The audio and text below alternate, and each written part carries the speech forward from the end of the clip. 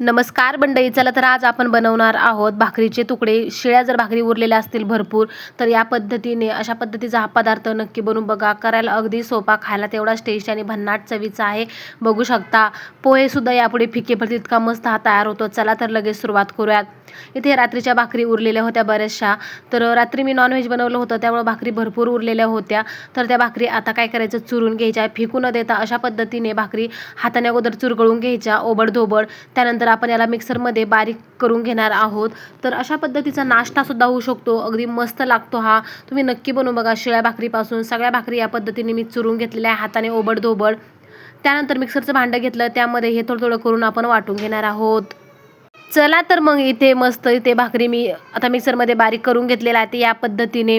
तर जास्त बारीक पिठासारखं करू नका किंवा जास्त जाडसर पण ठेवायचं नाही, तर या पद्धतीने बारीक करून घ्यायचं आहे. बघू शकता सगळ्या भाकरी मी याच पद्धतीने मिक्सरमध्ये बारीक करून घेतल्या.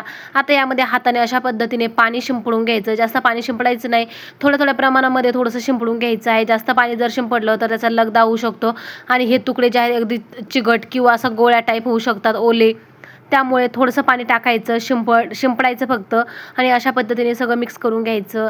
आता याला साईडला ठेवूया. तिथे 2 कांदे घेतले मीडियम साईजचे, यांना बारीक कट करून घ्यायचं आहे. कांदे कट करायचे, यासोबत तुम्ही बटाटासुद्धा घालू शकता. टोमॅटो घालायचा आहे, हिरव्या मिरच्या आणि लसूण आपण मिक्सरमध्ये बारीक करून घेणार आहोत किंवा तुम्ही कट करून घेतल्या तरी देखील चालणार आहे. तर बघू शकता इथे मी काय काय साहित्य घेतलं. 2 कांदे, 1 छोटा टोमॅटो, कढीपत्ता, कोथिंबीर आणि मिरची आणि लसणाचं मी ते वाटण तयार करून घेतलं.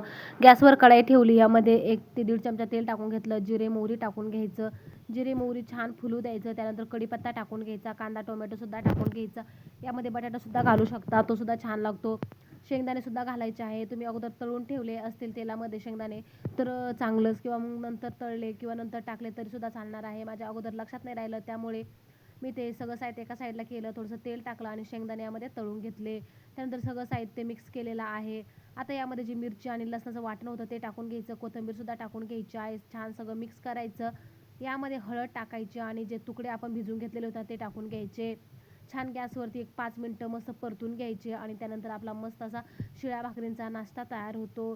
करायला सोपा तर आहे. सकाळच्या घाई गडबडीमध्ये तुमच्याकडे जर जास्त भाकरी रात्रीच्या उरलेल्या असतील, तुम्ही सकाळी झटपट अशा पद्धतीचा नाश्ता नक्की बनवून खाऊ शकता.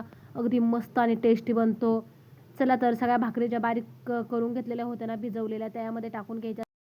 चवीनुसार मीठ टाकायचं, छान मिक्स करायचं. बघू शकता मिक्स झाल्यावर 1-5 मिनिटं ठेवायचं गॅस कमी करून. अशा पद्धतीचे आपले चटपटीत तुकडे इथे तयार झाले.